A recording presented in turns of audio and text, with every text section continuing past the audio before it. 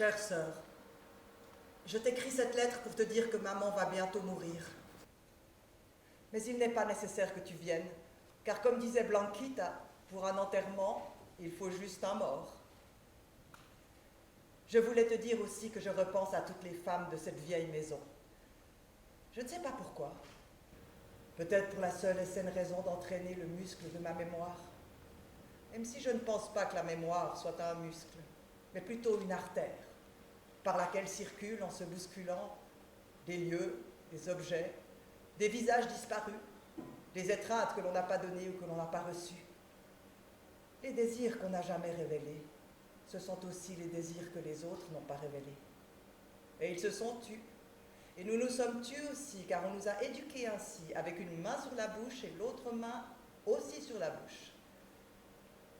Des fois, les souvenirs ne sont pas si cruels. Le vécu alors peut être remémoré d'une manière différente chaque jour. C'est pour ça que les souvenirs ne guérissent pas la vie. Les souvenirs pourraient nous tuer, mais ils ne pourront jamais nous guérir. Les souvenirs pourraient nous tuer, mais ils sont tellement illusoires que la mort le serait aussi. Enfin, c'est un embrouillamini, ce sujet des souvenirs. Tu te rappelles notre enfance, ma sœur? Il y avait des rats dans notre enfance. Tu te rappelles qu'on les chassait avec des bâtons? Parfois, quand tout le monde dort et que je suis éveillée, j'entends ces petites bêtes grises de notre enfance gratter ma mémoire.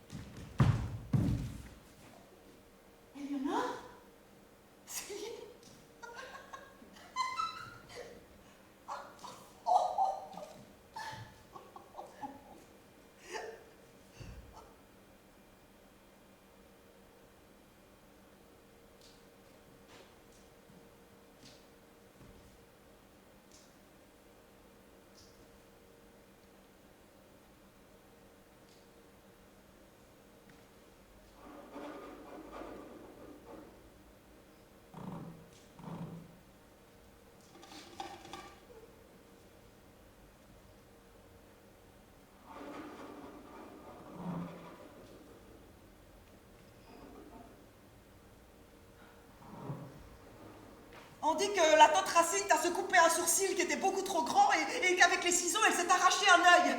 Et elle est partie en courant voir maman avec son œil à la pointe des ciseaux et maman lui a dit « Racine, maintenant tu devras porter des lunettes. » Elle a dit ça comme ça. Tu veux que je te dise une chose? Oui. Ce que tu dis, c'est un pur mensonge. La tante Racine a les deux yeux à leur place. Je l'ai vu moi-même. L'un des deux est en vert. Et comment tu le sais? Parce que l'autre jour, la tante Racine a aidé la tante Victoria à servir la soupe et sans s'en rendre compte, son œil est tombé dans l'assiette de Mamie Maria. Alors Mamie a dit « Racine, cette soupe me regarde bizarrement. » Elle a dit ça comme ça. Je crois que tu dis tout ça parce que tu as peur. Peur de quoi? Peur des rats. Si j'avais peur, je ne serais pas ici. À attendre avec toi que ces bêtes poilues sortent de leur refuge pour les écraser à coups de bâton. Il y en a certains qui ressemblent à des lapins. On dit qu'ils mangent les chats et attaquent les gens quand ils ont faim. Justement, l'autre jour, j'ai entendu Madame Blanquita dire que dans cette maison, il manque un homme. Alors maman qui remuait la soupe de légumes, a commencé à pleurer à chaudes larmes et elle pleurait. On choisira le rat le plus grand. On le mettra dans une boîte. Alors Madame Blanquita lui a dit « Madame, soupe finira par être trop salée. » Elle a dit ça comme ça. On accrochera une corde à sa queue et on le pondra avec la boîte tout dans l'armoire qui est dans le grenier. Mais pourquoi tu veux faire ça? C'est dégoûtant, c'est répugnant. La mort est ainsi. Alors je ne veux pas tuer les rats. Ne bouge pas. Mais... Ne bouge pas. Si tu le fais, je te donnerai un coup comme au rat et je te pendrai par les fesses dans le grenier. J'allais juste voir si la tante Adriatica était quelque part en train de nous espionner. La tante Adriatica prépare sa valise pour partir encore une fois.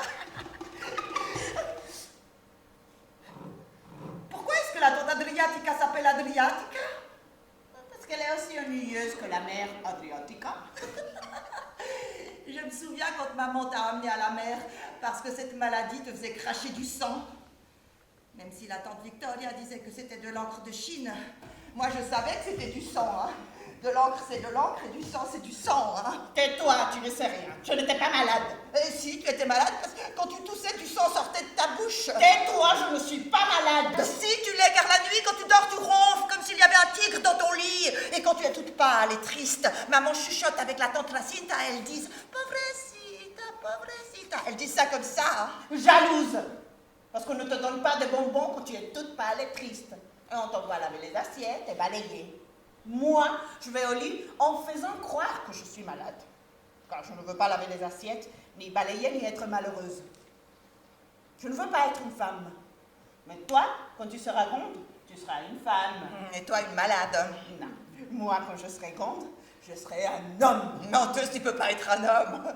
Pourquoi? Parce que... Mais si on veut, à l'âge de 18 ans, on peut choisir ce que l'on veut être de la vie. Moi aussi. Oh non, toi non, car tu es née sotte.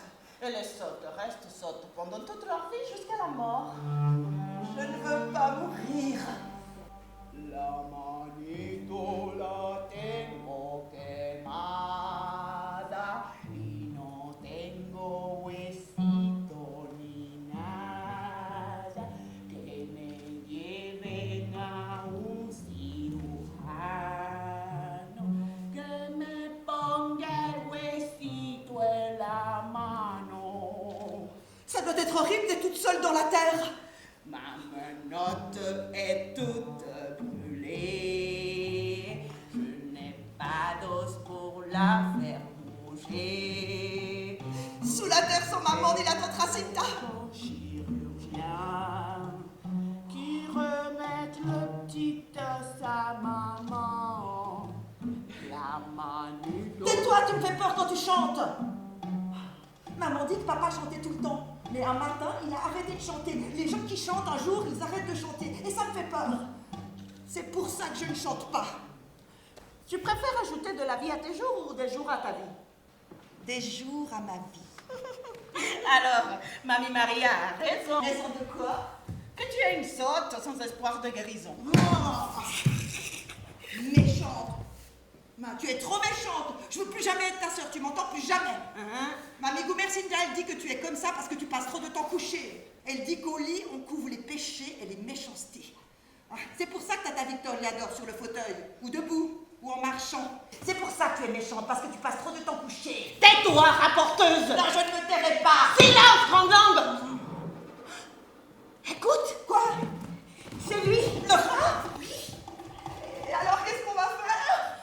On va lui donner un grand coup et le mettre dans une boîte. D'accord. Pourquoi?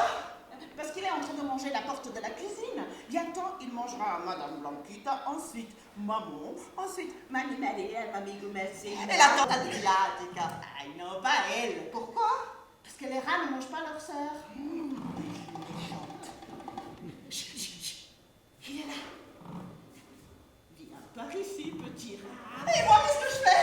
Hey, reste tranquille. S'il te saute dans le cou, tu peux dire au revoir à ce monde-là. Les choses que tu dis.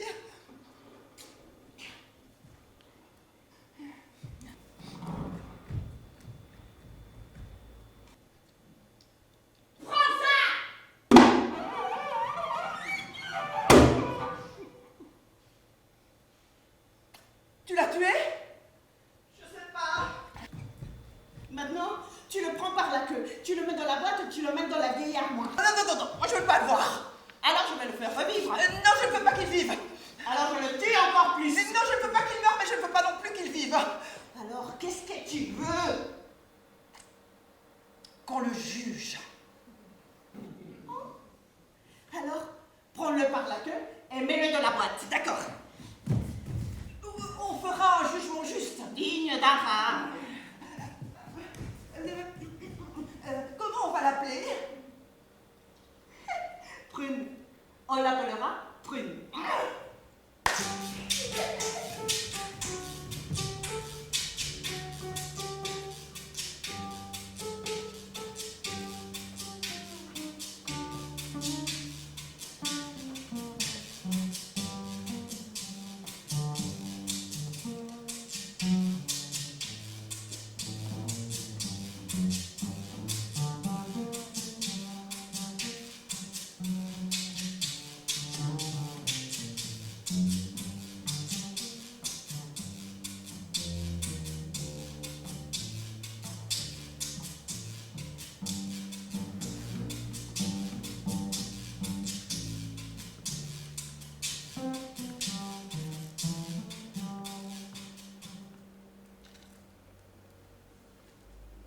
Chère sœur, je crois me souvenir des rats de notre enfance. Il y avait des rats parce qu'il n'y avait pas de chats. Et il n'y avait pas de chats parce que Mamie Maria ne supportait pas de se déshabiller devant le regard inquisiteur d'un chat. Je me suis toujours demandé pourquoi dans cette maison, nous n'étions que des femmes. Et pourquoi d'une certaine manière, toutes tristes, peut-être même toutes ridicules. Je ne sais pas, triste, ridicule et solitaire. Le problème de la tristesse chez nous, c'était qu'on ne pouvait pas distinguer quand la solitude se terminait et quand le ridicule commençait. Et ça nous rendait mélancoliques. Il y a deux types de femmes de la famille, les célestes et les terrestres. Maman était moitié-moitié, c'est-à-dire qu'elle avait des ailes, mais elle ne volait pas, ce qui lui donnait l'aspect d'une poule et pas d'un ange. Pauvre maman, qui appelle sa mort. D'autres aussi l'attendaient, mais leur mort ne venait pas. Mamie Maria et Mamie Gumercinda, par exemple, sont mortes, c'est sûr, mais je ne les ai pas vues mourir. Je me souviens toujours de leurs interminables monologues sur l'amour, la désillusion et la vengeance pendant qu'elles buvaient du vin de prune. Pour moi, la mémoire n'est pas un muscle ni une artère, mais un nez. Car l'odeur du vin de prune de nos grands-mères m'a toujours poursuivi. Et je ne sais pas quoi faire de cette odeur vinaigrée qui laisse un goût amer à la vie.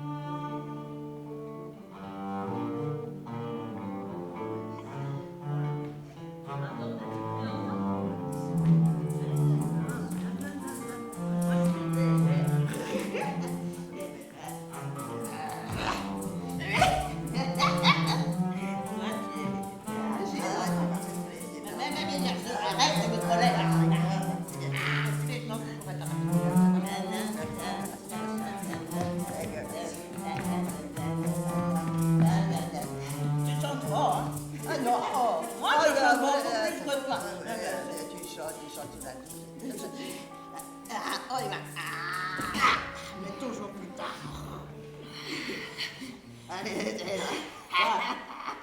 quoi? Tu l'as amené? Moi aussi.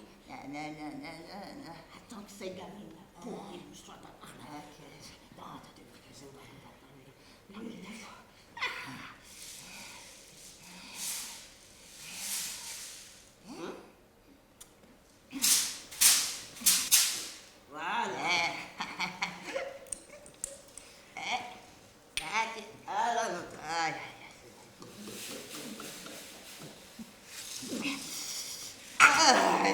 Dis-moi une chose, Gumercinda, quel est le secret pour que ce vin de prune soit si goûteux? L'âge de la prune, hein? Tout dépend de l'âge de la prune. La prune a un âge? Rien qu'en regardant la fleur, on peut savoir si le fruit deviendra du vin ou du vinaigre. Moi, je suis aigre. Non, tu es vieille, mais tu n'es pas aigre. Toi aussi, tu es vieille, mais tu gardes une étincelle dans les yeux. C'est la dignité. Tu veux dire que tu ne vieillis pas, mais que ta dignité, elle, vieillit? Pour la dignité, les années ne passent pas. Moi, sans aucun doute, je vieillis. Oui, je te comprends.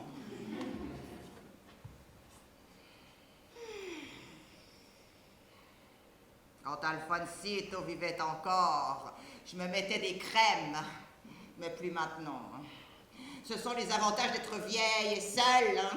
Non, maintenant tu t'appartiens complètement. Ah oui, je ne me cache plus, et je ne trompe plus personne. Tu trompais Alfonsito? Non, bien sûr que non. C'est lui qui me trompait. Alphonsito ne t'a jamais trompé. Comment tu le sais? Non, je l'imagine. Ma vie avec Alphonsito n'a été qu'un immense et interminable bâillement. Surtout les dimanches, quand on allait déjeuner chez sa mère. Elle doit casser les pieds à Saint-Pierre, à Saint-Paul et à tous les saints. Aïe, Maria, s'il te plaît. Je les vois de là. Alphonsito et sa mère cassaient les pieds au ciel. C'était des gens bien. C'était des cons. Bon. Hein? C'est comme ça. Mais alors, pourquoi tu n'étais pas séparé? Ça t'aurait fait plaisir? Bon, non, ce n'est pas ce que je dis. Hein. Ce que je veux dire, c'est que si tu Ouais, n'étais- je sais ce que tu veux dire. Mais tu oublies qu'à cette époque-là, tu te mariais, tu offrais ta virginité, et plus jamais on ne te la rendait. Et c'était terrible pour une femme de refaire sa vie après, sans sa virginité. Mais vous avez quand même dû avoir des moments de bonheur, non? Hein? Ah, non. Mais Alphonsito était un homme. Ah non, j'ai un ange exterminateur, eh.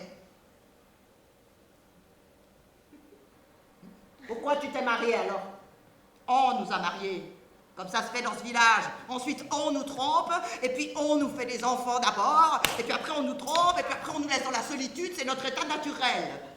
Celles qui échappent à ce périple se remarient avec un autre Alphonsito et ont à nouveau une belle-mère. Ce qui est plus terrible pour une femme que pour un homme. Non, je n'y crois pas. Non, tu n'y crois pas, tu n'y crois pas. Tu n'y crois pas car tu n'as jamais été mère ou belle-mère, tu n'as été qu'une maîtresse. Mais pourquoi tu dis des choses aussi stupides? Oh quoi?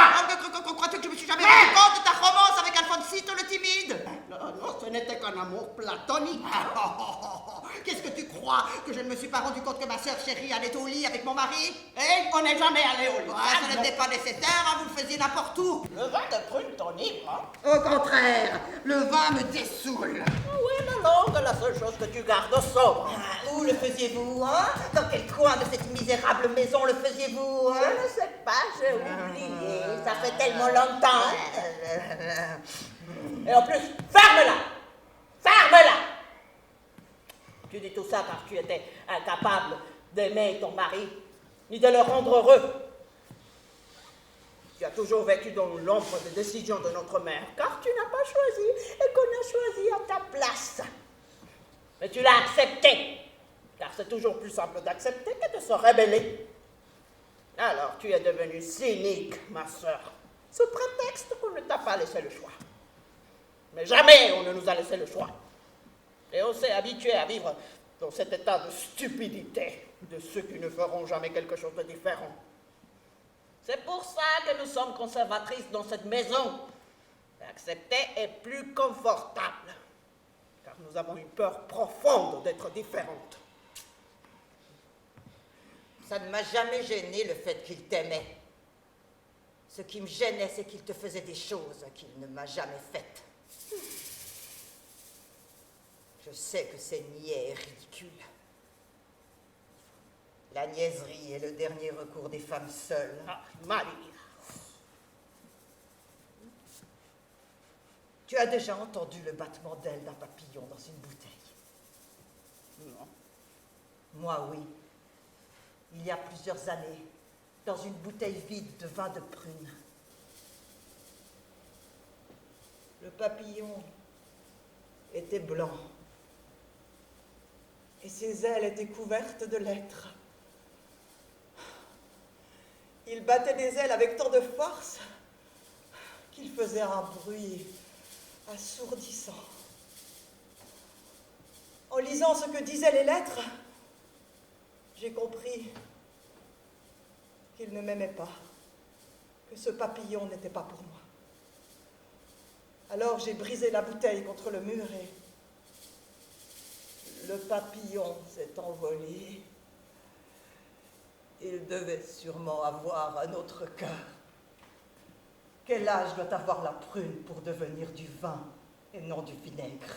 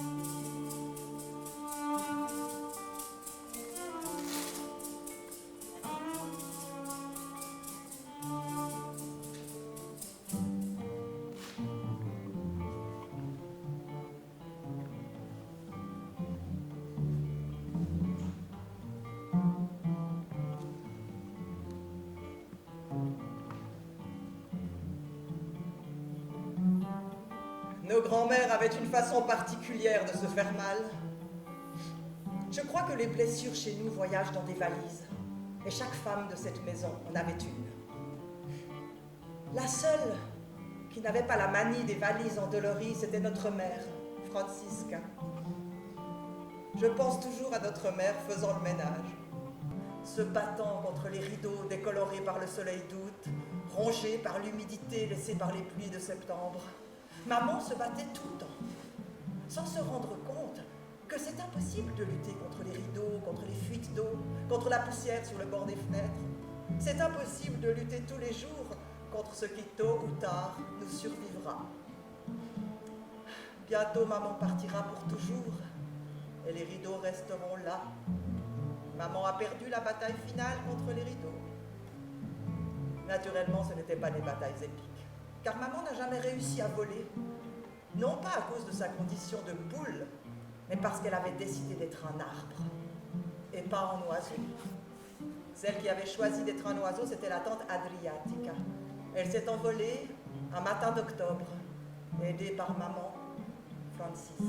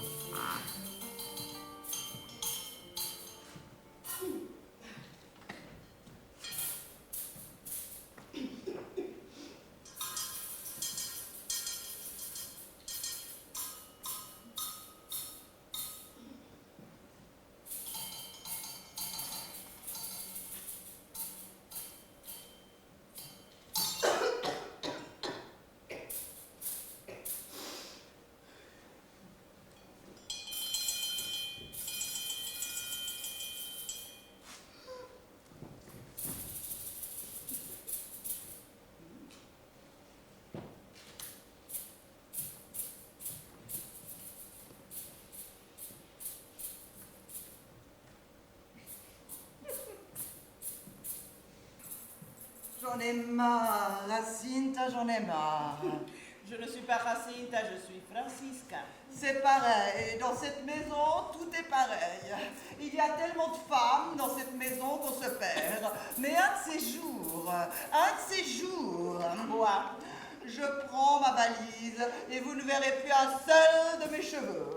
il y a un cheveu de ta perruque, tu veux dire. C'est pareil. Hein. Dans cette maison, tout est pareil. Hein. Perruque, postiche, faux cheveux. Oh, j'en peux plus de cette maison. On entre dans la salle de bain et on y trouve des faux ongles, des faux cils, des prothèses pour lever le nez, des prothèses pour lever les fesses, des prothèses dentaires. Nous sommes des femmes puzzle, des femmes aux pièces assemblées. Je n'en peux plus de cet endroit. Et toi, qui es-tu? Francisca, je te l'ai déjà dit. Je vous laisse parler.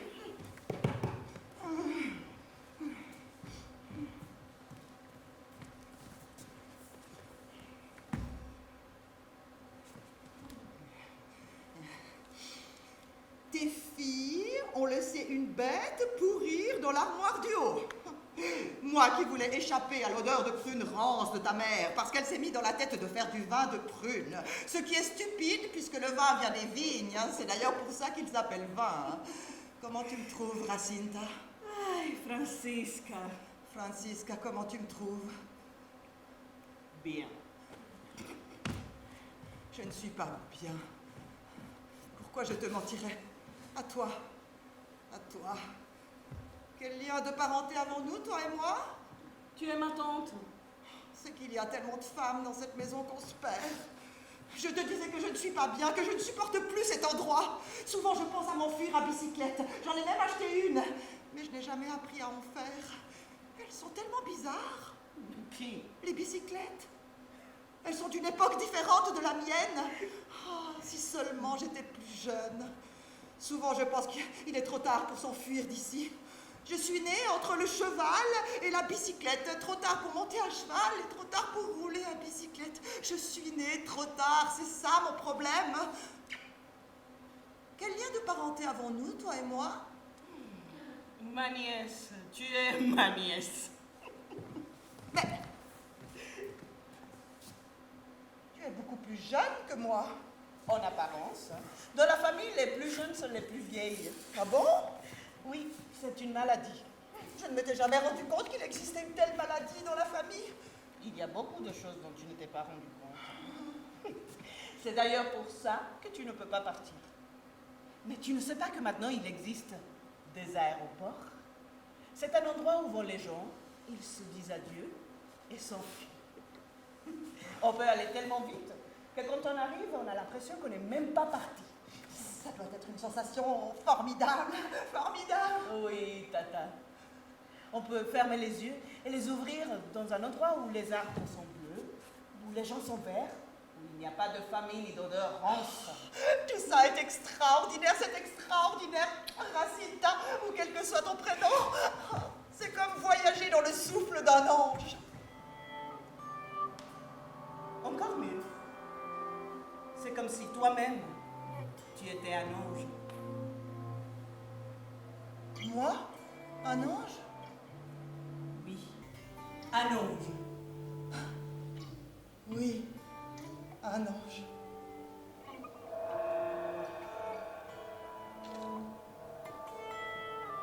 Je ne veux pas me vanter, mais je voudrais que cette famille comprenne une bonne fois pour toutes que je suis un ange et qu'il n'y a pas pire chose pour un ange que de ne pas pouvoir voler. C'est pour ça qu'on se moque de moi et qu'on dit que je suis folle, car les crétins ne voient pas les ailes pousser dans mon dos. Moi non plus, je ne peux pas les voir. Mais quel endroit pour avoir des ailes? Mais quand quelqu'un comme toi me dit que là, dans cet endroit tellement éloigné de notre conscience, tellement lointain pour notre rationalité, que j'ai des ailes, j'y crois. Pourquoi est-ce que je ne croirais pas à quelque chose que je ne peux pas voir? Est-ce qu'on ne croit pas en Dieu? Bien sûr qu'on y croit. Et on a recours à lui à tout moment, comme si c'était une pharmacie invisible qui guérit les blessures de l'âme et de l'esprit. Et avec la même facilité qu'on le voit, on cesse de le voir pour devenir méprisable, avare, médiocre et sans aile.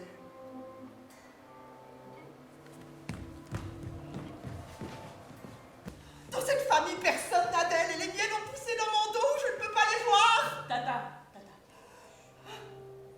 Tu as vu comme le prunier du jardin est beau? Non? Va le voir. Et si tu en as envie, cueille les fleurs les plus hautes. Dans les branches les plus hautes, il y a plus de fleurs, car personne ne peut les atteindre. Seulement les oiseaux et les anges. Racita!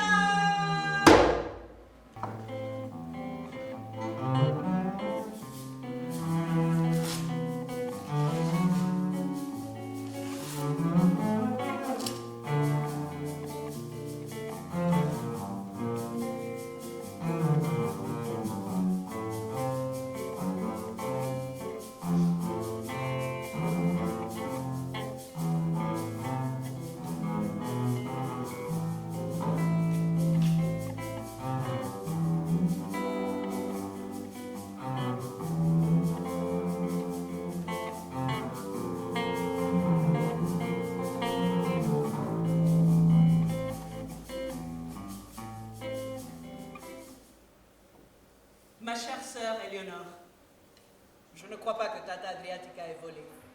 Je crois qu'elle est tombée du prunier du jardin. Tout le monde l'a vu tomber. Il n'y a que Blanquita qui l'a vu voler. Blanquita fait partie de la famille, disait Mamie Maria, vieille menteuse.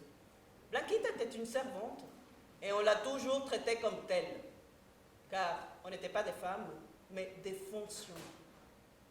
Ainsi, maman avait la fonction de nettoyer. On a attribué la pire de toutes à Blanquita. Servir. C'est pour ça qu'elle hurlait tant. Des années plus tard, je peux encore entendre les hurlements de Blanquita protestant contre la cérémonie funèbre de la tante Adriatica qui a duré 15 jours.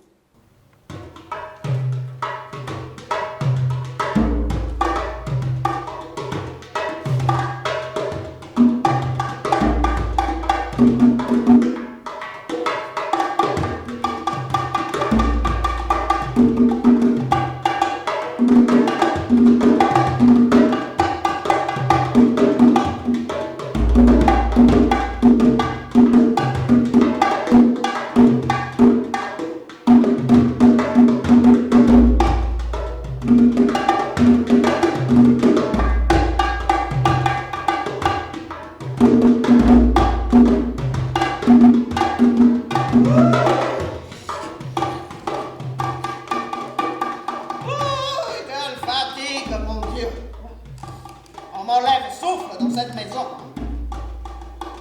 Mais quand on est pauvre, on doit accepter ce qu'on nous fait subir, non?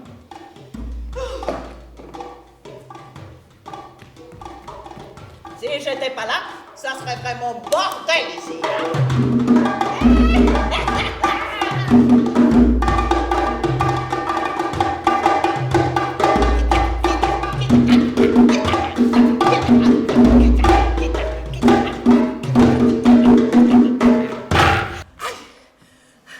Mais qui pourrait supporter cérémonie funèbre de 20 jours?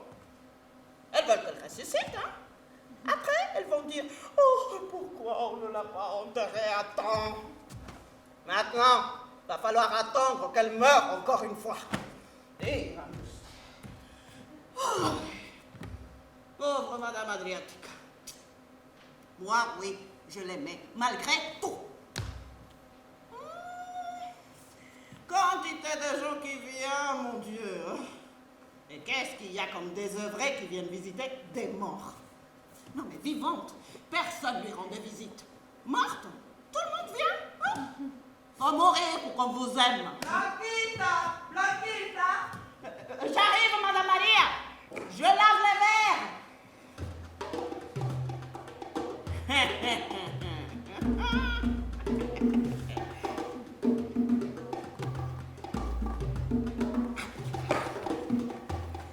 Je crois qu'on retient le corps de Madame Adriatica dans ce monde. Avec seule intention de servir le vin de prune de Madame Maria aux gens qui viennent. Madame Maria et Madame Gumersinda passent temps à préparer et à boire en petite gorgée cette mixture de prune.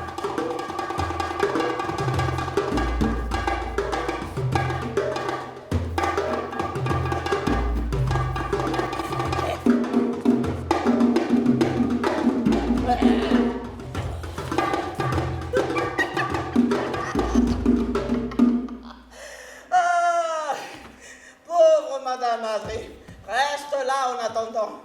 Mais elle qui arrivait toujours en retard pour tout. Même quand elle est tombée du prunier et que son corps s'est écrasé sur le sol, elle est partie en marchant comme si rien n'était. J'ai dû lui dire qu'elle était morte. Elle s'en est même pas rendue compte. Hein. Mais parce qu'elle arrivait toujours en retard, pauvrecita. Blanquita, on t'attend. Aïe, J'arrive! Non, mais elle croit que je suis femme orchestre. J'ai que demain. Demain! Pas comme le docteur Argoudon, là, qui passe son temps à côté de la pauvre défunte. A dû se passer quelque chose entre eux. Il a passé 5 jours à côté d'elle et a bu plus de vin de prune que tous les visiteurs réunis. Oui, mais c'est comme s'il avait 4 mains pour prendre les verres. Et pas que pour verre, hein? Aussi pour jambes du secteur féminin. Madame Victor, par exemple, est un peu lente d'esprit. Il lui a mis la main entre les cuisses. Elle s'en est même pas rendue compte. Je me suis approchée et j'ai dit « Mais Madame Victoria, qu'est-ce que fait cette main entre vos jambes ?» Et la sotte me répond « Je sais pas, quelqu'un a dû l'oublier. » Blanquita, le vin, s'il te plaît. J'arrive. J'en ai marre. Mais j'en ai marre, comme disait Madame Adriatica. Dieu garde son âme au ciel. Son corps, on est en train de le retenir sur terre jusqu'à ce qu'il gonfle, qu'il gonfle.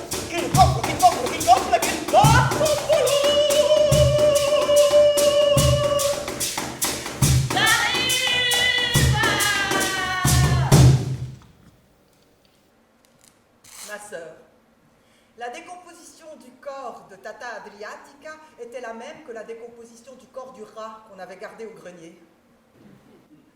La même décomposition que les prunes de Mamie Maria et la même que les liens familiaux. On avait toute la chair de prune et on mûrissait, sans hâte et sans fatigue. Et cela nous faisait paniquer. C'est la même panique que j'expérimente aujourd'hui en voyant maman respirer avec difficulté. Maman est une prune mûre qui attend les pluies d'automne. Comme j'aimerais arrêter le temps, comme quand on avait 10 ans et qu'on voulait sauver les femmes de cette maison des griffes de l'abandon et de l'âge.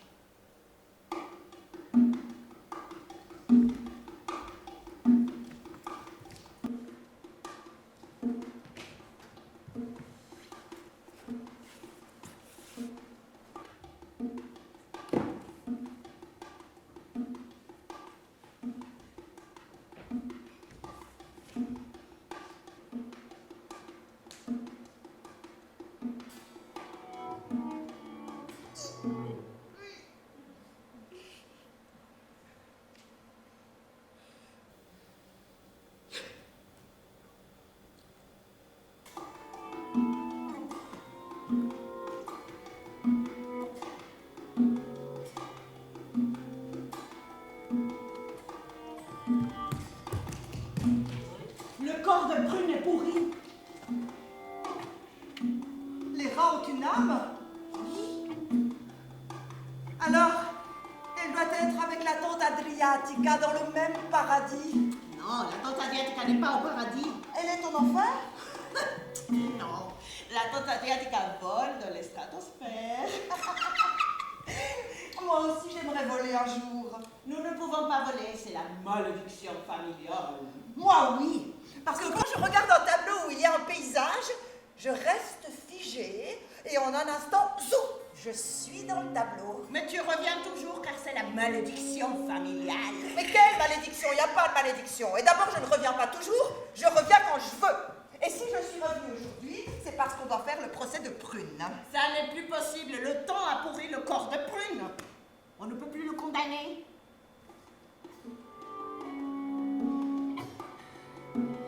C'est vrai, il ne lui reste plus que la peau. Et maintenant, qui allons-nous condamner? Le temps est coupable. Nous devons juger le temps.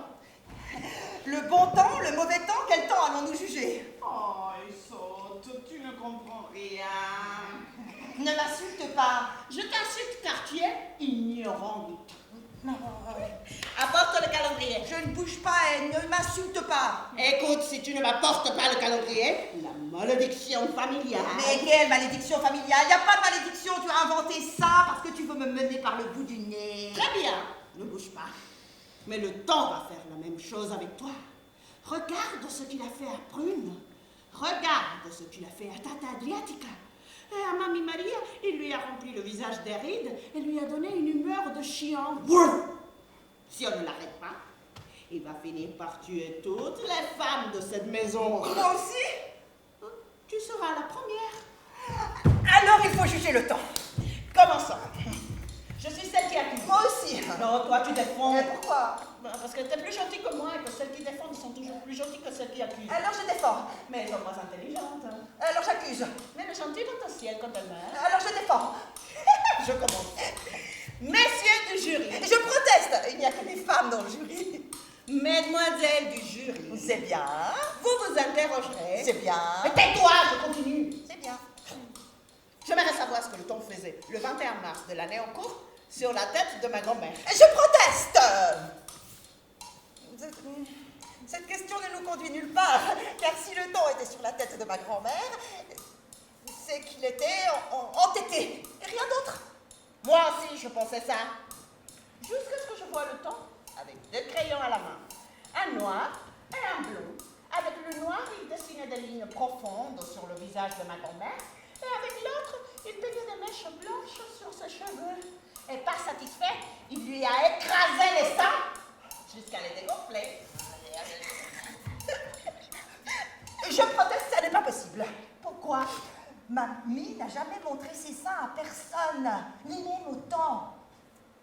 Alors je ne crois pas que le délit existe, puisqu'on n'a jamais vu le corps du délit. Mais nous avons vu son visage avec les rides. Ça n'est pas suffisant. Et ce qu'il a fait à notre mère, Il n'a jamais touché à notre mère. c'est ce que tu crois. Qu'est-ce qu'il a fait? 2 filles.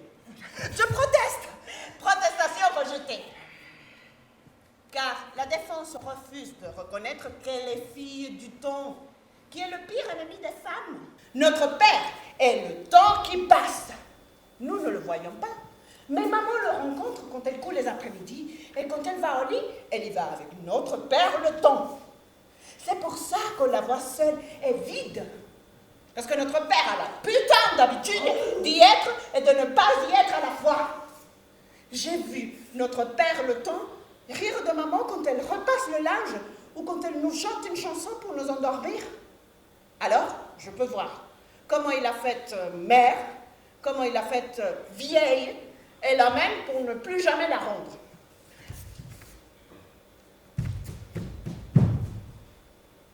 Maintenant, tu dois le défendre. Bon, moi, mais ce serait pas mieux si on le condamnait tout de suite? Non, tu dois le défendre. Bon, mais bon, j'ai pas beaucoup de choses à dire. Tu dois parler. Ah, je ne peux pas parler. Parle! Sinon, je vais te juger. D'accord. J'aimerais dire... Plus fort, je ne t'entends pas. J'aimerais dire que le temps ne fait de mal à personne, car le temps est ignorant. Certainement qu'il passe, mais il passe pour tout le monde, y compris pour les statues et les montres qui veulent le compter. Mais le temps ne sait pas qu'il est compté. Ta Racine t'a dit au mauvais temps, bonne tête, mais je crois que le temps s'en fout de la bonne tête de Tata Racine. Tata Victoria dit il y a un temps pour les vaches maigres, un temps pour les grosses vaches, et il y a un temps pour dire ça suffit. Elle dit ça comme ça. Et le pauvre temps n'a pas le temps de s'apercevoir du temps qui lui a été donné à vivre, mais nous lui faisons porter la responsabilité de toutes nos cochonneries. Et pour finir, je crois que le temps n'est rien, car Mamie Goumercinde a dit toujours « Je n'ai de temps pour rien ». Elle dit ça comme ça. Bien, c'était une bonne défense. Merci. Nous n'allons pas tuer le temps. Vu que la défense a donné un argument convaincant, nous l'arrêterons.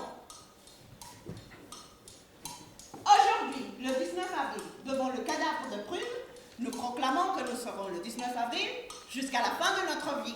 Et nous ordonnons que le temps soit arrêté maintenant.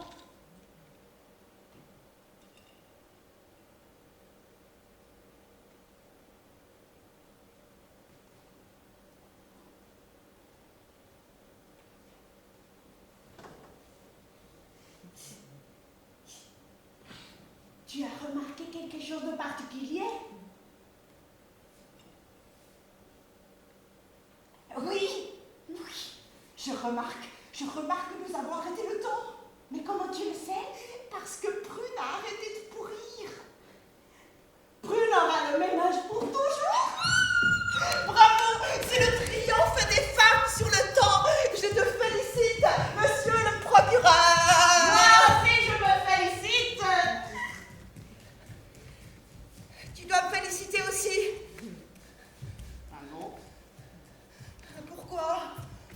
Parce que le temps s'est arrêté juste quand j'ai fini de me féliciter. Et maintenant? Maintenant, tu attends que le temps soit temps à nouveau.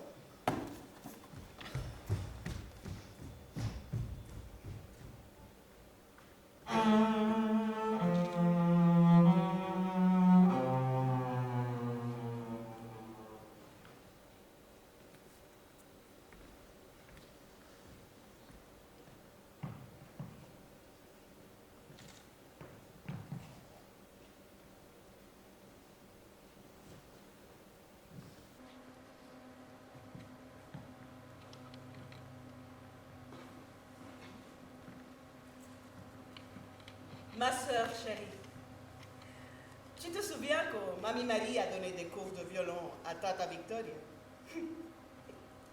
Tata Victoria, somnambule.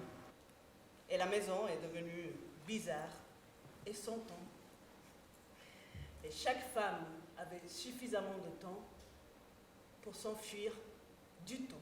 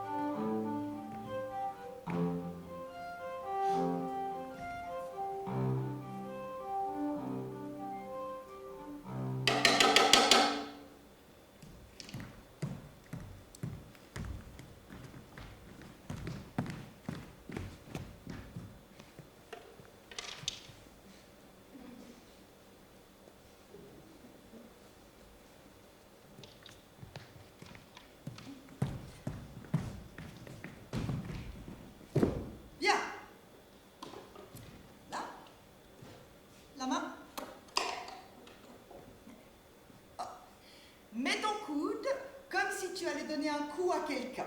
Mais pas avec violence, Victoria, pas avec violence, avec douceur. Il faut que l'archet glisse sur les cordes. Je vais t'aider. Hein?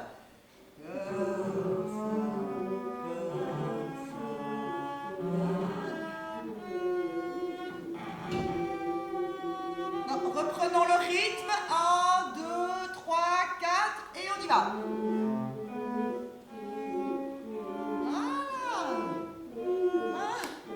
Maintenant que le temps s'est arrêté, j'ai beaucoup de temps pour ces activités. Hein. Ne crois pas que ce soit un acte pour laver mes culpabilités, pour ne pas t'avoir bien aimé, ma fille. Hein. Je n'ai bien aimé personne. Ni toi, ni tes sœurs, ni moi-même. Bon, pas par méchanceté, mais parce que j'ai toujours vécu dans les nuages. Enfermé dans un château, dans les airs. Vous avez hérité de ce fardeau à travers la vie, sans vous en rendre compte. Hein. Ma pauvre chérie.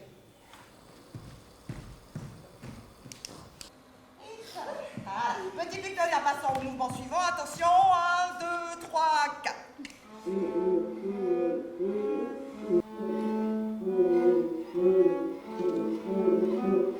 Pas comme ça, Victoria, pas comme ça, avec douceur. Hein? Victoria. Assez, Victoria, assez. Si tu continues à te tromper, on laisse tomber. C'est terminé.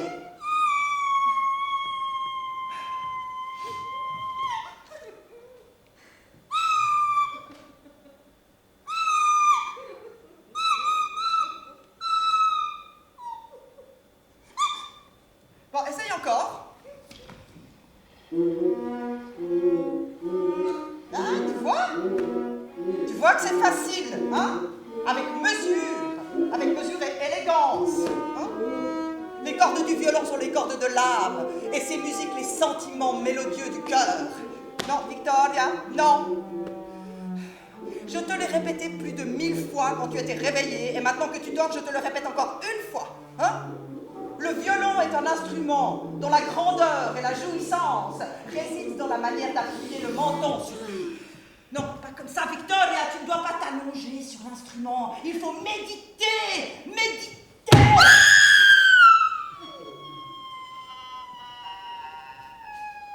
Ah, c'est fini. Donc, il vaut mieux que tu te dédies à autre chose. La musique n'est pas pour toi. Ni éveillée, ni endormie. Hein? Tu n'as pas d'oreille, Victoria. Pas d'oreille. La musique n'est pas pour toi.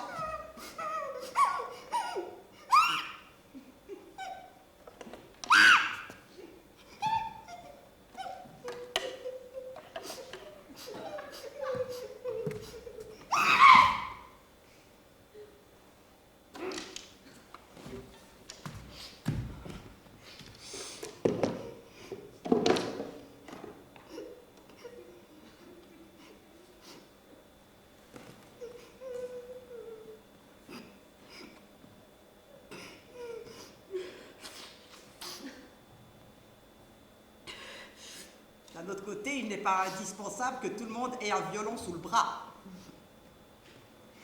Il n'est pas nécessaire qu'on s'appelle tous Paganini. Les ouvriers et les balayeurs sont aussi nécessaires.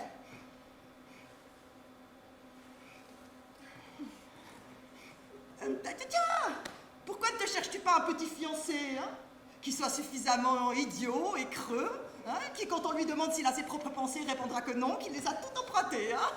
Tiens, pourquoi n'apprends-tu pas à cracher, hein? Pour ça, il n'est pas nécessaire de s'accorder, et en crachant, on peut aller très loin.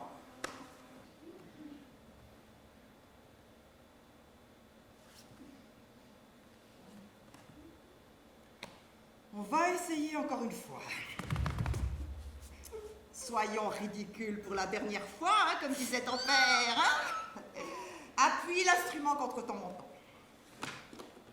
Non, pas comme ça, Victoria. Il s'agit d'un violon, pas d'un collier orthopédique. À qui est-ce que ça pourrait traverser l'esprit de se tenir comme ça? Victoria, victoire. Tu devrais t'appeler défaite. Arrête! Arrête! Arrête! Arrête! C'est ça que tu veux? Me rendre folle? Mais tu mérites la même chose qu'à la tante Andriatica, que tout le monde crie, voilà la vieille folle! Mais non, je suis très rationnelle! soit très clair pour toi, même si je suis endormie, même si tu es endormie, je suis très rationnelle.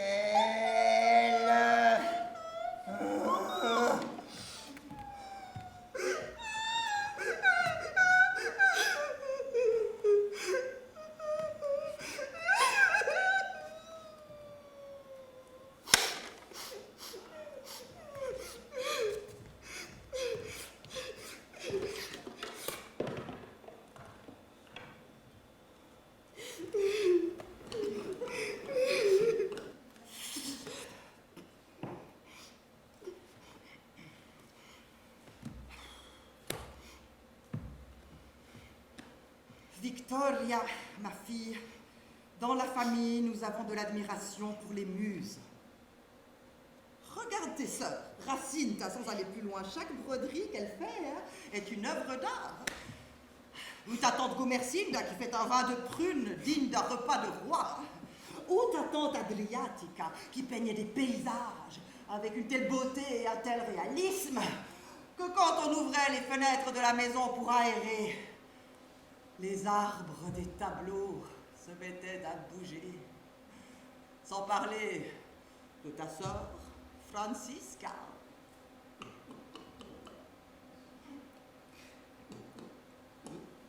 Bon, elle ne se dédie pas trop à l'art.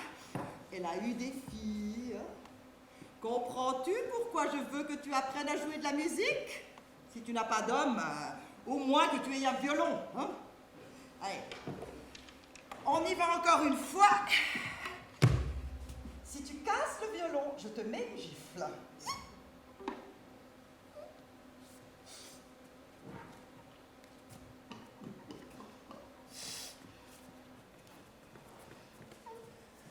Respirons profondément et cherchons dans notre esprit un peu de calme pour continuer à essayer. Ne t'inquiète pas, ta mère va t'aider à contrôler ta sensibilité débordante. Bien. Petite Victoria, 1, 2, 3, 4. Victoria? Victoria, où est-ce que tu es?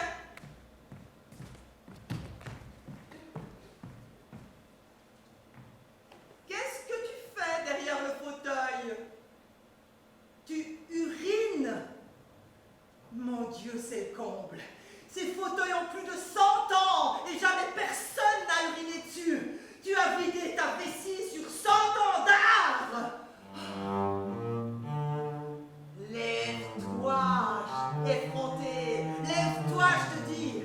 Qu'est-ce qu'il y a comme insolence dans ton âme? Tu n'as aucun respect pour le passé, aucun respect pour l'héritage familial. Oh, je ne pourrai jamais rien faire avec toi. Tu resteras seul, mal éduqué, sans homme, sans violon.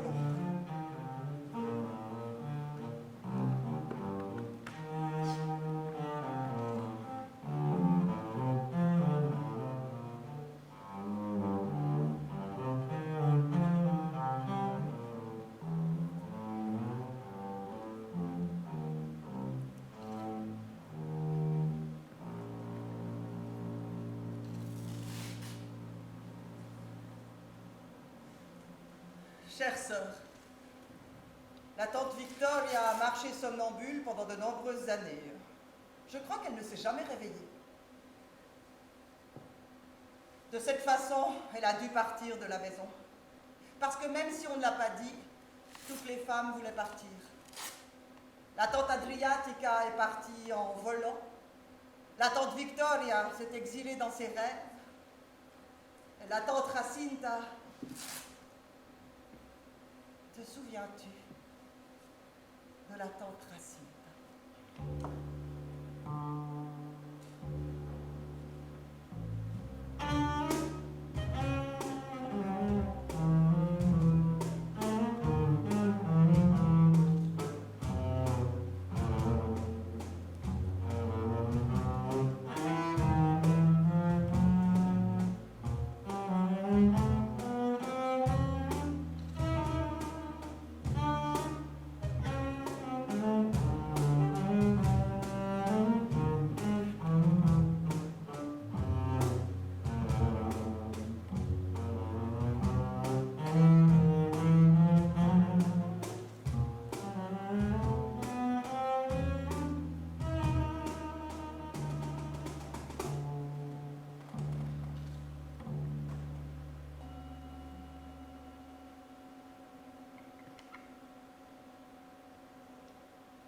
Francisca, ma sœur, quelque chose d'étrange vient de m'arriver. Quoi, Cynthia? Comme tu le sais, il y a des années que je brode une nappe pour le jour où Éléonore et Céline se marieront. C'est un paysage avec des serres et une montagne. Et il y a une lune, car c'est la nuit. Parce que s'il faisait jour, il devrait y avoir un soleil, n'est-ce pas? Oui. Et alors? Et je ne peux pas finir cette lune. C'est comme si quelqu'un retenait ma main. Et je ne peux pas finir cette lune. C'est parce qu'on s'est arrêté. Quoi? Je ne sais pas si tu comprends. Nous sommes paralysés. Nous sommes immobiles en dedans. Nous n'avançons pas. Franchement, je ne comprends pas. C'est mieux que tu ne comprennes pas. Mais j'aimerais te comprendre. C'est-à-dire... J'aimerais... que quelqu'un m'explique ce qui se passe. Des fois, je ne sais pas où je suis. Des fois, je crois que je suis dans la cuisine. Alors, je vais au salon et je me retrouve avec moi-même dans le salon. Comme si c'était une personne différente de moi. Parce que moi, en réalité, je suis dans la cuisine. Ou alors, je suis au salon et celle qui est dans la cuisine est une autre. Mais des fois, je suis aussi en train de couper les fleurs du prunier. Et des fois, en train de broder la nappe pour mes nièces chéries. Et je ne sais pas laquelle de toutes ces racines je suis. Ne t'inquiète pas. Des fois, nous sommes plusieurs. Je ne m'inquiète pas. Tu fais bien. Et parmi toutes ces racines-là, il n'y en a pas une dont tu veux me faire cadeau? Toutes mes racines sont à toi. Merci. Je les mettrai dans un vase. Mais il y a une chose que j'aimerais comprendre. Dis-moi. Je peux fumer? Bien sûr, mais tu ne fumes pas. Bizarrement, il commence à me rester du temps pour faire des choses que je n'ai jamais faites. Comme boire un petit verre de vin de prune de maman et de la tante Gomercinde. Ma petite sœur, pourquoi ne cherches-tu pas un homme? Justement, c'est de ça dont j'aimerais te parler. Ah bon? Ne me dis pas que t'en as trouvé un. Si. Raconte-moi tout, je meurs d'envie de savoir comment il est. Tu verras. C'est que j'ai écrit à cette chronique du journal qui s'appelle Cœur jumeau.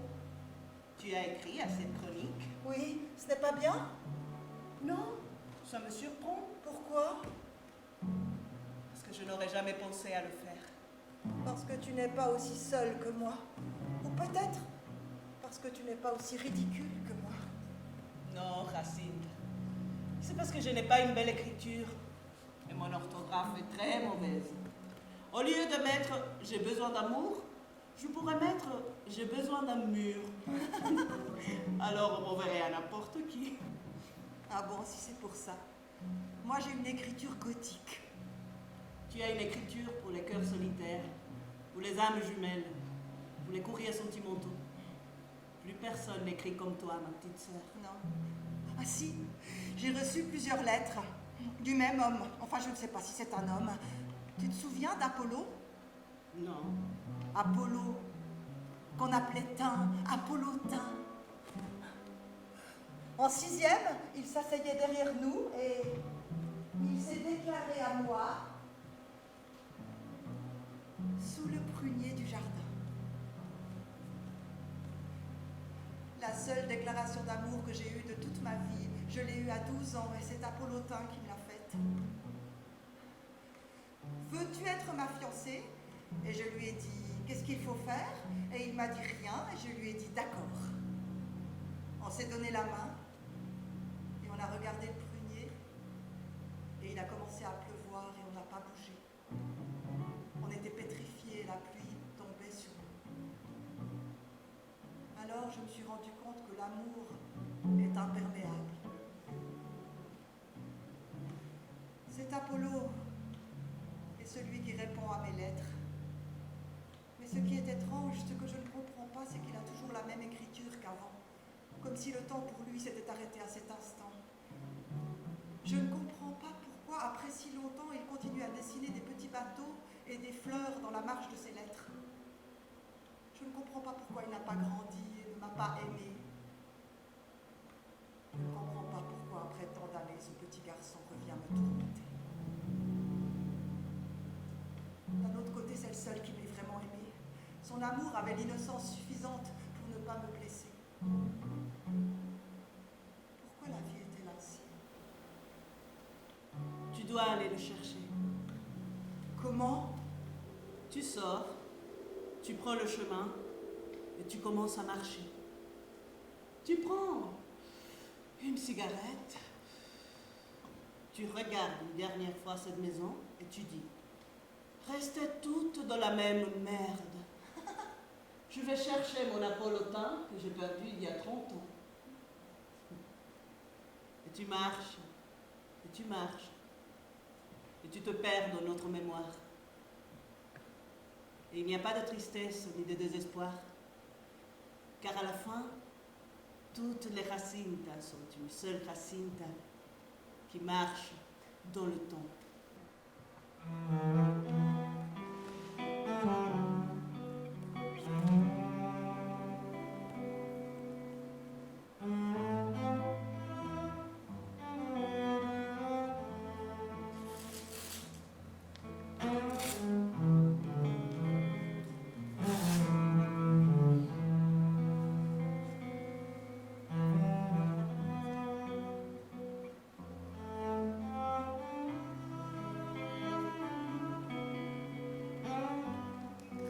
Toutes les femmes voulaient partir, car le temps s'était arrêté. Même Blanquita est partie, en criant et en protestant, comme le faisait toujours Blanquita et toutes les Blanquitas du monde. Je crois qu'elle a rencontré le corps de Tata Adriatica, car dans la maison de notre enfance, tout pouvait arriver.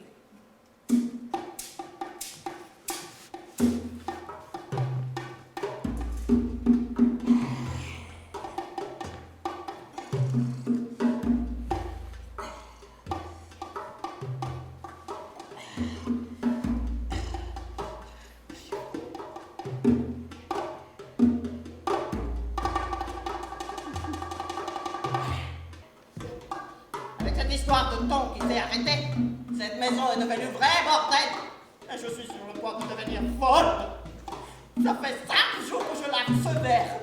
Mais je peux pas aller faire autre chose. La journée avance pas. Il est toujours 11h du matin. Victoria se réveille pas. La petite Jacinta est partie avec son fiancé. Pourtant, celle qui perd, c'est toujours la bonne. Bien sûr, les patronnes se fichent dans le temps, toujours patronnes. Mais servantes se fichent dans le temps, toujours servantes. Et alors là, on est mal foutu.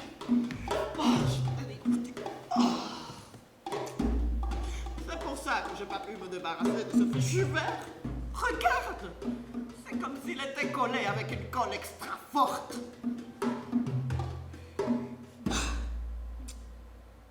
J'ai très mal aux omoplates. Ces plats qu'on a dans le dos.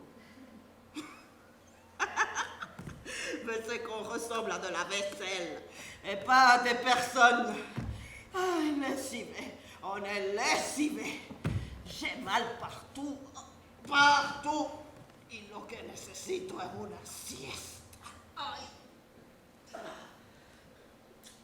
Mais regarde-moi ces jambes, pleines de trous, pleines de bourrelets. Je suis foutue, hein. Et même si je m'écrème bon marché, c'est encore pire. Ça sent le pétrole. Et bien sûr, avec cette odeur de camion diesel, personne s'approche de moi. Mais quand on est pauvre, on sent la cuisine de pauvre, mais on doit supporter petite crème de merde. Hein. Si j'étais riche, je me serais déjà fait opérer les jambes. J'aurais mis le stimulateur cardiaque, les yeux de verre, les soulève les choses, tout, j'aurais fait. Il est là. Oui, que le temps s'arrête. Mais bien sûr. Le temps des patronnes n'est pas le même que celui des servantes, hein? Non, nous sommes foutus. Foutus! Blanquita, donne-moi un verre d'eau, s'il te plaît. Madame Adri? Qu'est-ce qu'il y a? Non, rien. Madame, ici? Je suis de passage. Je passais à côté. Ah. Et comment ça se passe? Bien, mais j'ai tellement soif. Le ciel doit être très grand. Grand et vide. Comment vous vous sentez? Seul. C'est tellement vaste là-bas et tellement désolé. Mais c'est parce qu'ils doivent être tous en enfer, non? Non, c'est vide aussi. Il n'y a plus personne, ni au ciel, ni en enfer. Nous sommes foutus. Il me semble que maintenant les gens sont morts éternellement. Bon, je m'en vais. Madame Adri, Oui? ça vous manque? Ah oui. Ah, surtout les choses que je n'ai pas faites. C'est bizarre. On traverse la frontière et ce qu'on a laissé ne nous manque pas. Mais ce qu'on n'a jamais eu et qu'on n'aura jamais. Blanquita, il n'y a ni ciel ni enfer. Mais je ne m'inquiète plus car en 3 mots, je n'existe plus. Bon, il faut que j'y aille. Quand vous aurez soif, venez, je laisserai ici un verre et une carafe d'eau pour vous. Merci, Blanquita. Adieu. Adieu, Madame Adri. Adieu. Adieu. Maintenant, oui, on est complètement foutus. Pas seulement à cause des morts qui commencent à peupler la maison, mais surtout parce que maintenant, il n'y a plus ni ciel ni enfer. Ça ne sert à rien d'avoir une vie de pénitence et de bonté. Non, non, non, non. Ça suffit maintenant. J'arrête d'être bête. Je reconnais que maintenant c'est comme ça, il n'y a plus ni ciel ni enfer. Nous devons faire les choses pour nous-mêmes et pas pour gagner le paradis. Hein? Écoutez-moi, toutes les dames de cette maison. Blanquita, qui a toujours lavé torchon sale de cette famille, a eu marre. Elle retourne à l'endroit d'où elle n'aurait jamais dû partir. Il n'y a plus de prophètes sur votre terre. Il n'y a plus de prophètes nulle part. Et Blanquita est devenue rouge de colère. Et elle est fatiguée. Pas seulement à cause des années de vie que lui a enlevé la servitude, mais parce qu'elle est une sotte qui a mis presque 30 ans à comprendre que les gens ne sont pas comme les chats. C'est que nous, on n'a qu'une seule vie. Et si on ne la vit pas, on est foutu, je vous dis. Ah, Blanquita ya se va mal cara. Blanquita ya se va, óyemelo ya. Blanquita ya se va, la la la la. Blanquita ya se va, la la la la. Blanquita ya se va. Putain de merde, je vais devoir me porter colère à ma bouche toute la vie. Blanquita ya se va, la la la la. Blanquita ya se va.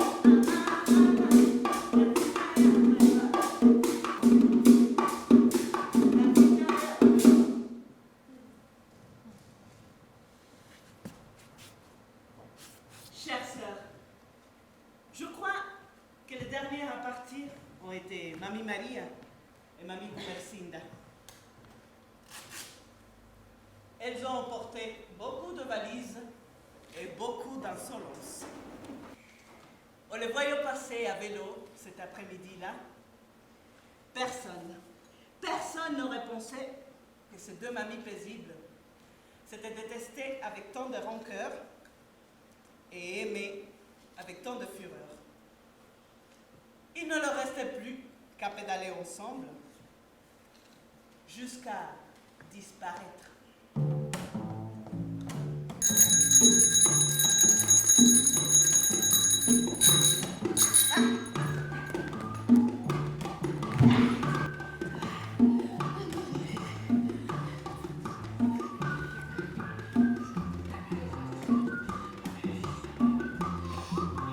N'arrête pas de pédaler, Gumersinda, hein? N'arrête pas de pédaler. Hein? où tu vas chercher cette énergie. Ah, c'est le temps qui s'est arrêté. Qu'est-ce que je me sens bien sans le temps. Je suis fatiguée. Ah, pas moi. Hein. Ça de rouler à bicyclette, c'est comme le faire pour la première fois. Faire quoi? L'amour, ma petite, l'amour. Qu'est-ce que tu dis, Maria? Nous avons plus de 70 ans. La vieillesse, quel trésor divin. Ah, s'il te plaît, Maria, modère-toi.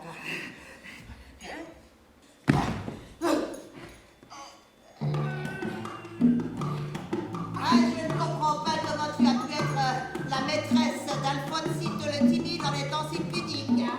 C'était une autre époque. Il n'y avait pas de bicyclette. Et quel est le rapport? Je ne crois pas qu'Alfonsito le timide ait été plus excitant qu'un vélo. Hein. Tu es cruelle, Maria. Dieu sait pourquoi je te supporte. Parce que nous sommes compagnes d'amour. Et de terreur. Où il y a des amours, il y a de la terreur.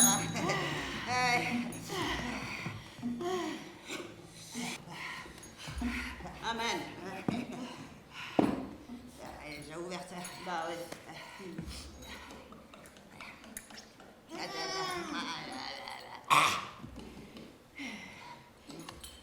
Hey. Oh.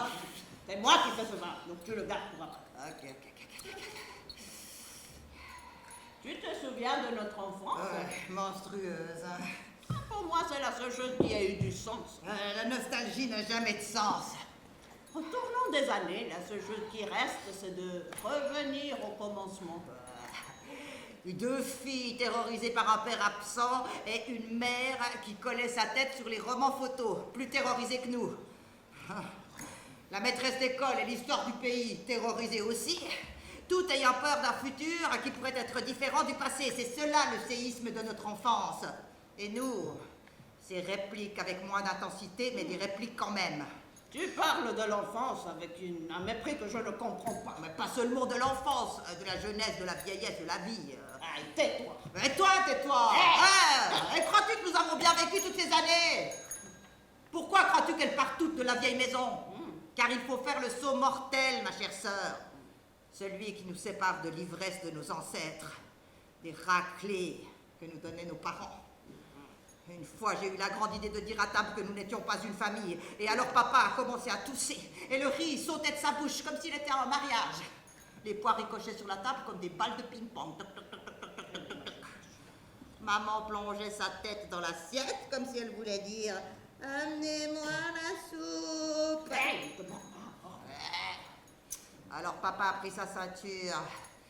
Et tiens, petite traîtresse, tiens, pour que tu apprennes à marcher droit comme ta mère et tes sœurs. Et les autres? Il n'y a pas eu d'autres. Continue à pédaler.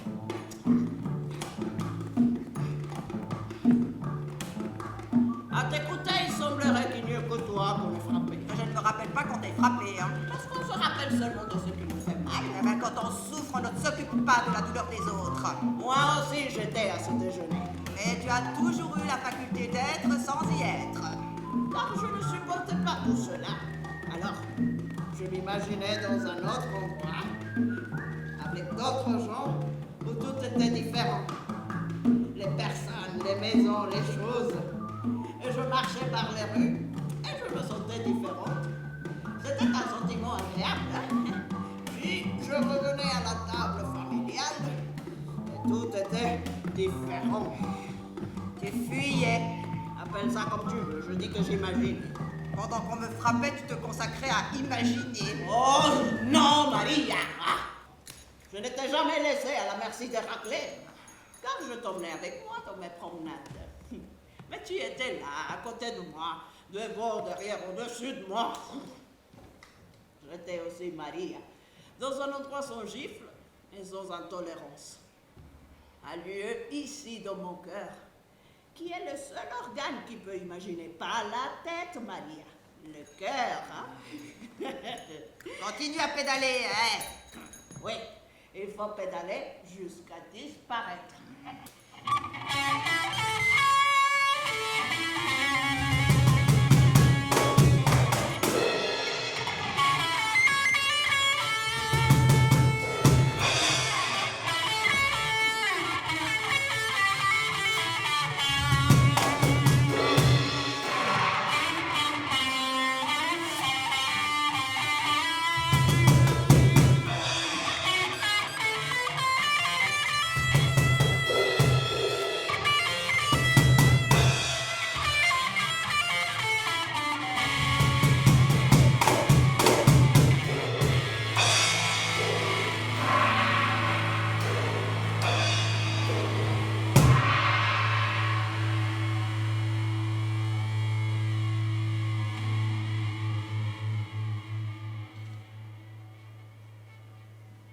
Ma sœur chérie, ainsi, comme d'autres laissent des fleurs sous les tombeaux, j'ai laissé avec une certaine tristesse une prune sur ce morceau de terre où est notre mère. Certains après-midi, j'accompagne la prune dans sa décomposition et j'ai vu comment peu à peu elle a commencé à se décomposer, à perdre sa couleur franche pour acquérir les couleurs de la vieillesse. La prune perd sa forme de prune parfaite. Le cercle qui la contient disparaît. Sa peau se ride, car sa chair s'est enfuie dans un autre âge, dans une autre prune. Le temps a recommencé à marcher. Maman a dit que nous devons partir, la maison est trop vieille et les poutres sont pourries. Les poutres sont pourries parce que les rats sont en train de les manger. Maman a dit que où nous allons, il n'y a pas de rats, car c'est un appartement en ville. Là, les rats roulent en voiture et déjeunent dans les hôtels-restaurants. Il y en a certains qui sont blancs et qui parlent d'autres langues. Ne parle pas. Ils parlent et insultent aussi. Les rats. Oui. Alors je ne veux pas y aller. Moi non plus. Maman dit qu'on doit grandir. Y aurait-il un endroit au monde où il n'y a pas de rats? Oui. Où? Dans les pensées. Comment ça, dans les pensées? Tu t'imagines dans un endroit où il n'y a que des gens heureux. Et immédiatement, tu t'imagines que là-bas, il y a une affiche qui dit « L'entrée est interdite aux rats ». Et voilà, dans cet endroit, il n'y a pas de rats. Mais on ne peut pas y vivre. Tant mieux. Parce que si un être humain vivait là-bas, il y aurait sûrement des rats. Alors cet endroit ne sert à rien. Il sert à savoir qu'une pensée peut garder un tas de gens heureux. Comme une valise. Comme une valise qui n'a pas de sens, qui n'existe pas et qui ne sert à rien. Mais avec un tas de gens heureux. Les gens heureux ne servent à rien. Non. C'est bien. Car c'est moche de servir à quelque chose et d'être malheureux. C'est pour ça que je ne sers à rien. Moi non plus. Nous sommes une paire d'inutiles. Une paire de femmes qui ne sert à rien. Qui ne sert à personne. Qui ne sert pas. Des femmes qui ne veulent pas servir. Dans cette maison, toutes les femmes ont servi à quelque chose. Mais nous sommes inutiles. Nous ne servons à rien. Bravo! C'est le triomphe de la pensée qui n'existe pas, qui ne sert à rien, mais qui est remplie de gens heureux. Bravo! On doit partir. Maman a dit qu'on doit mûrir. Comme les prunes de Mamie Marie. Adieu, prune. Prune, adieu.